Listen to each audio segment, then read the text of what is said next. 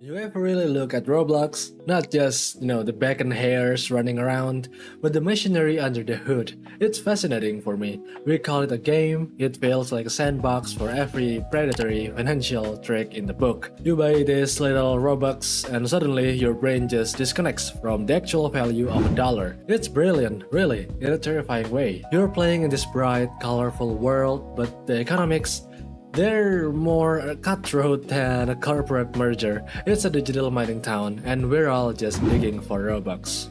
It's funny for me how we just accept things because they look like a certain way. You see these bright, blocky characters, the primary colors, the goofy sound effects, and your brain just labels it as child's play. It's a safe space, right? But if you look back at the curtain just an inch, you realize you're looking at the financial engine that would make subprime mortgage lender blush.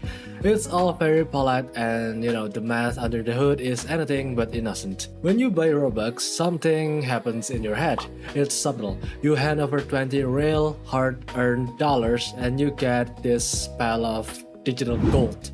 Suddenly, the pain of paying is just, evaporates. That's a real thing, by the way. The actual neurological sting we feel when we part with physical cash. But once it's Robux, it's just a score, it's points. You aren't spending money anymore. You're just clicking a button to make a number go down so your character can look a bit cooler. It actually reminds me of those old mining towns from the 1800s. I don't know if you ever gone down that rabbit hole, but companies used to pay their workers in script. It wasn't real money, it was currency that only worked at the company store. Yes, the company set the wages and the company set the prices for the bread and the foods. You were essentially trapped in their ecosystem. Roblox has just perfected that for the digital age. They sell you the currency, they host the store, they take the cut of every single transaction that happens inside of the game. It's a closed loop where the house doesn't just win, the house owns the air you're breathing. And then there's the limiteds, if you ever spend any time on the trading side of the platform, it's not a game anymore. It's like a high frequency trading floor. You've got kids, actual children by the way, watching graph lines and market fluctuations like they are seasoned day traders on Wall Street. These items, these digital heads and faces, they spike and crash based on nothing but pure hype and artificial scarcity. It's basically unregulated speculation. You see these pump and dump schemes happening in real time. A group of wealthy users decides an item is the next big thing, the price rockets up, everyone else FOMOs in, and then the original group pulls out, leaving everyone else holding the bag. If you did that with actual stocks, the SEC will be at your door before dinner. But here, it's just part of the game. The weirdest part is how we have normalized this idea of the child developer.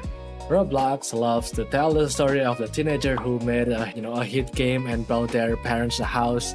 It's a great story. It's also the exception that hides the rule.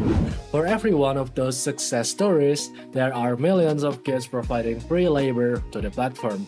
They're building obbies, creating shirts and coding games, all fueled by the dream of that developer exchange or DevX or something like that. But have you ever actually looked at the DevX requirements? It's not a level playing field.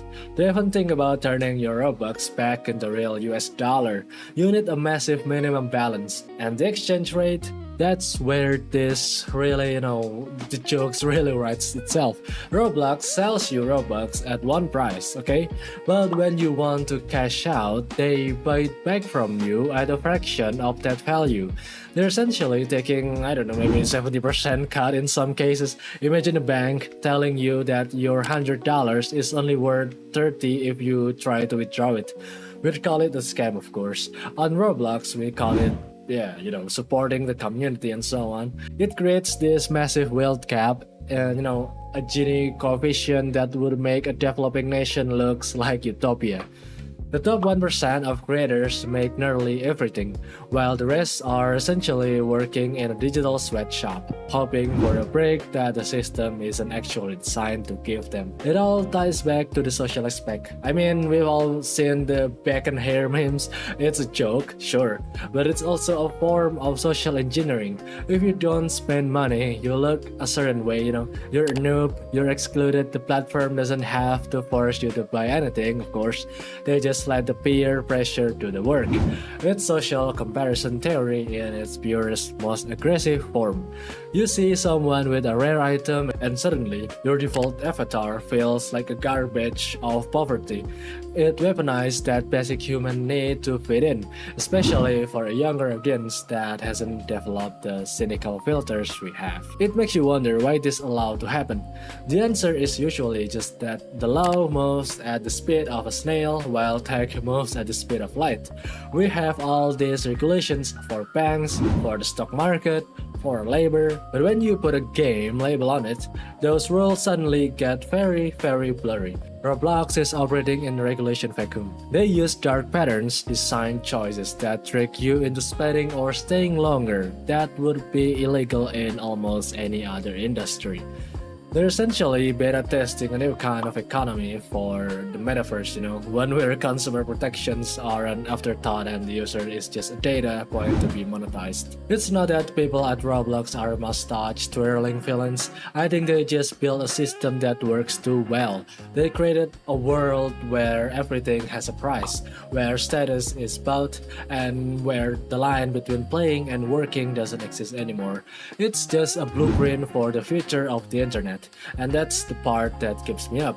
We are raising a generation to believe that this is how money works. That is how platform to take most of your value. That speculation is the same as investing, and that your worth is tied to the pixels on your screen. I was looking at the forums the other day and saw a kid talking about how they lost everything in a trade scam. They were devastated, of course, not because they lost a toy, but they lost the equivalent of months of savings. To them, it wasn't just a game, it was their first experience with a financial crash. And the platform's response is usually just a shrug and a be more careful next time, blah blah blah. No insurance, of course, no safety net, no accountability. It's just the Wild West. When we talk about the virtual economy, we need to stop treating it like it's separate from the real one. The psychological effects are real, the wealth extraction is real, the predatory tactics are very, very real. It's just that we've wrapped in a package that looks so harmless we forget to ask the hard questions. We're so busy looking at the avatars that we don't notice that the giant vacuum sucking the value out of the room. It's a brilliant piece of engineering, I gotta admit that. I just wish it was engineered for something other than seeing how much it can take before someone notices. We look at those blocky characters and think it's all just play, but really, it's more like a training ground for a world where every interaction has a hidden price tag. Maybe that's the real goal. We're being prepared. Next time you see those gold Robux icons, just take a breath, okay? Ask yourself who's actually winning in that trade. It's usually not the person holding the controller anyway. That's just, what's been on my mind lately. I'd love to hear if you notice these cracks in the playground too. Stay sharp and take care of yourself. See you guys in the next video. Bye bye.